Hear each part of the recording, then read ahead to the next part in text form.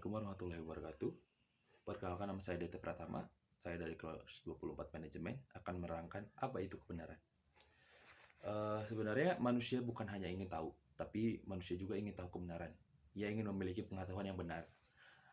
Kebenaran ialah kesesuaian antara pengetahuan dan objek. Seperti yang dikatakan Puja Wijatana, pengetahuan yang benar adalah pengetahuan yang objektif.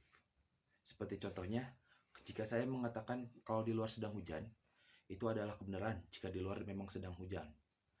Atau yang berarti itu adalah sesuai fakta. Tetapi jika saya mengatakan kalau di luar sedang hujan, tetapi faktanya sebaliknya, maka proporsi itu tidak benar. Perkenalkan, nama saya Osama Akbar Ramadan. Saya kelas 24 Manajemen. Saya di bagian kelompok 2. Di sini saya akan menjelaskan jenis-jenis kebenaran itu ada apa aja sih.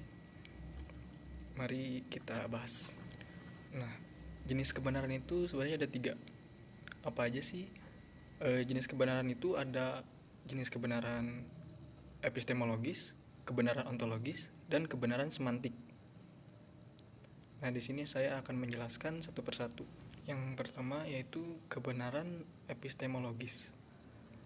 Kebenaran epistemologis itu bisa disebut dengan kebenaran yang logis. Yang dipersoalkan di sini yaitu apa artinya pengetahuan yang benar, atau kapan sebuah pengetahuan disebut pengetahuan yang benar.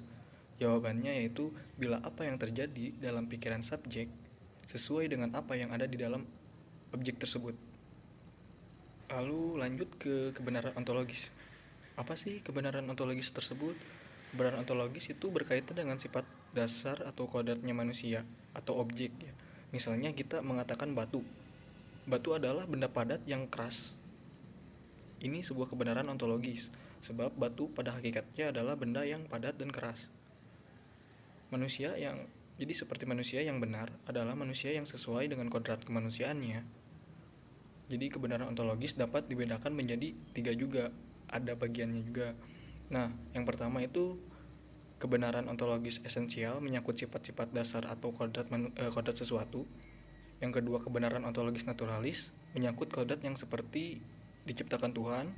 Yang ketiga, kebenaran ontologis artifisial menyangkut kodrat yang diciptakan oleh manusia. Nah, sekarang kita akan membahas yang terakhir, yaitu kebenaran semantik. Kebenaran ini berkaitan dengan pemakaian bahasa. Ini tergantung pada kebebasan manusia sebagai makhluk yang bebas melakukan sesuatu gitu. Jadi dalam bahasa ini merupakan ungkapan dari kebenaran. Kebenaran itu ungkapan yang jujur, yang apa adanya gitu, yang memang ada kebenarannya. Dan itu saja yang bisa saya sampaikan.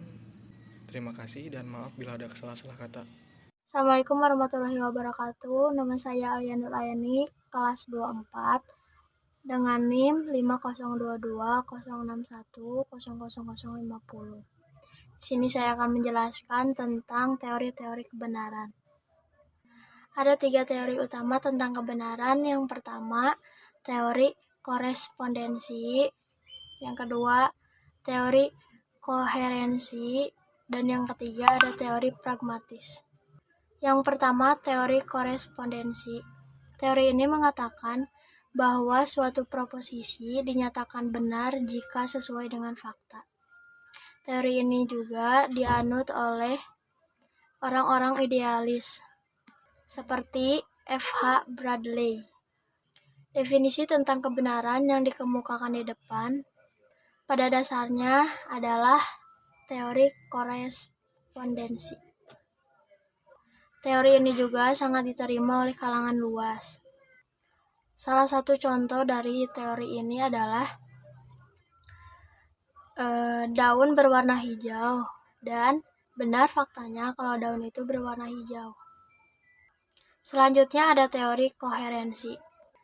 Teori ini mengatakan bahwa proposisi dinyatakan benar jika saling berhubungan dengan proposisi-proposisi lainnya yang benar. Sebab sifatnya yang demikian, teori ini mengenal tingkat-tingkat kebenaran. Tetapi teori ini banyak kelemahan dan mulai ditinggalkan. Salah satu contoh dari teori ini adalah misalnya Astrologi mempunyai sistem yang sangat koheren, tapi banyak yang menganggap bahwa astrologi belum tentu benar. Dan yang terakhir ada teori pragmatis. Teori ini mengatakan bahwa proposisi dinyatakan benar jika dilihat dari realisasi proposisi tersebut. Jadi, benar atau tidaknya proposisi ini tergantung pada konsekuensi. Jadi, kata kunci teori pragmatis adalah dapat dilaksanakan dan berguna.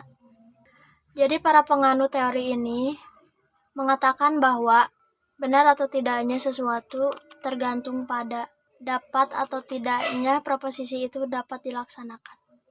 Dan apakah proposisi itu berguna. Demikian yang dapat saya sampaikan. Wassalamualaikum warahmatullahi wabarakatuh. Perkenalkan, nama saya Nanda Ferdila. Saya dari kelompok 2 Filsafat Ilmu. Di sini saya akan menjelaskan sedikit tentang sifat-sifat kebenaran ilmiah. Kebenaran ilmiah bersifat objektif dan universal. Bersifat objektif artinya kebenaran sebuah teori ilmiah atau aksioma dan paradigma didukung oleh kenyataan objektif atau fakta. Berarti kebenaran ilmiah tidak bersifat subjektif. Kebenaran ilmiah bersifat universal sebab kebenaran ilmiah merupakan hasil konvensi dari para ilmuwan di bidangnya. Hanya dengan demikian kebenaran ilmiah dapat dipertahankan. Hal ini mengandalkan pula bahwa tidak tertutup kemungkinan suatu teori yang dianggap benar suatu waktu akan gugur oleh hasil penemuan baru. Biasanya dalam kasus seperti ini dilakukan penelitian ulang dan pengkajian yang mendalam. Dan kalau penemuan baru yang menolak kebenaran lama bisa dibuktikan kebenarannya, maka kebenaran lama harus digantikan. Itu pun membutuhkan kompleksi para ilmuwan. Alasan mengapa kebenaran ilmiah juga bersifat relatif ialah karena rasio manusia terbatas. Ilmu dan teknologi mengalami perkembangan tidak sekaligus dan final, tapi tahap demi tahap. Lebih sering suatu kebenaran bersifat kebenaran sementara. Terima kasih. Seperti yang telah dijelaskan tadi, kebenaran merupakan tujuan dari setiap pengetahuan dan ilmu. Kebenaran yang dituju oleh ilmu ialah kebenaran ilmiah. Seperti yang telah dijelaskan oleh Osama, ada 3 jenis kebenaran. Yang pertama adalah kebenaran epitologis atau kebenaran logis yang berkaitan dengan pengetahuan. Yang kedua adalah kebenaran ontologis yang berkaitan dengan kodrat objek. Dan yang ketiga ada kebenaran simantik, berkaitan dengan penggunaan bahasa. Dan teori yang sudah dijelaskan oleh Alia, juga sifat-sifat dari kebenaran yang telah dijelaskan oleh Nanda, maka kebenaran ilmiah adalah kebenaran yang bersifat objektif dan universal. Sekian dari kelompok kami. Assalamualaikum warahmatullahi wabarakatuh.